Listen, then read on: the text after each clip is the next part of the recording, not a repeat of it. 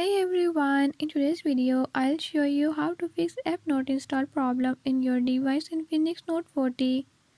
In this video I'm gonna share few tips that you can use to fix it.